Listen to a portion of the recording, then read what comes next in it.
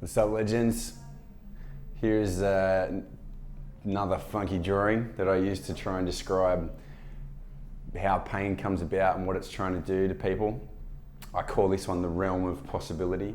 You guys may have seen this before. Basically, trying to give someone some context as to why they're in pain and trying to make them remember that pain's a normal part of being a human.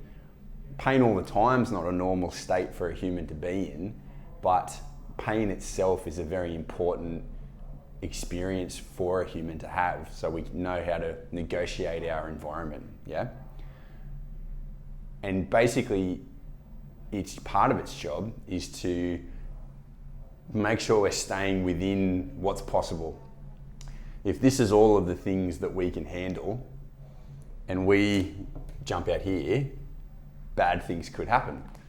So if this is not jumping down a flight of stairs and breaking your leg, and this is jumping down a flight of stairs and breaking your leg, then when we do that, it should hurt to tell us not to do it. And it's a pretty good motivator. Pain's it's pretty good at its job, yeah? So when you have hurt yourself, or when pain's been there for a long time, what happens is that the realm of what's possible shrinks. Now, if you have injured yourself, if there is tissue damage, that will increase with time, almost no matter what.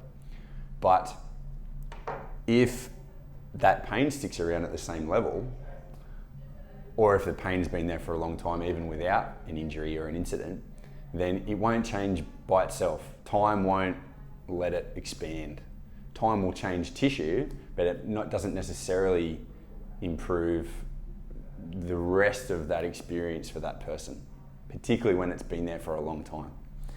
Now, no matter how big the circle is, when you're outside it, it can feel like that. That's what pain does.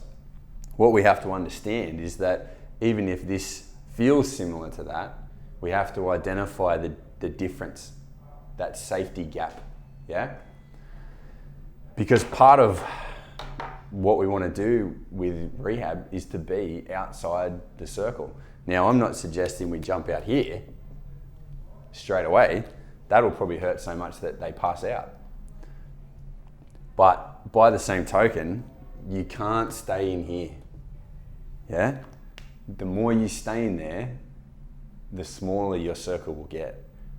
Now, this for the person, this is where it gets really hard, because inside the circle is safer. It probably feels better.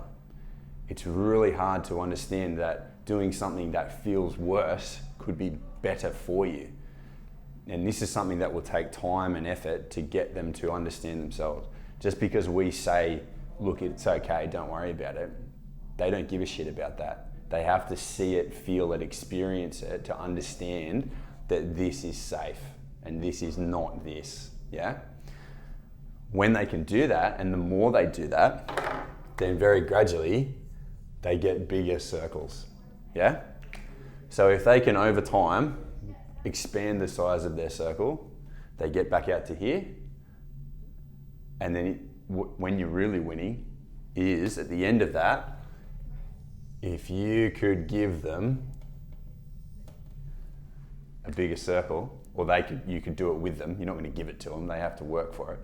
But if they could get a bigger circle, jumping down the stairs might still be a silly idea, but other things that may be a little bit less forceful, they'd still be able to handle more of that.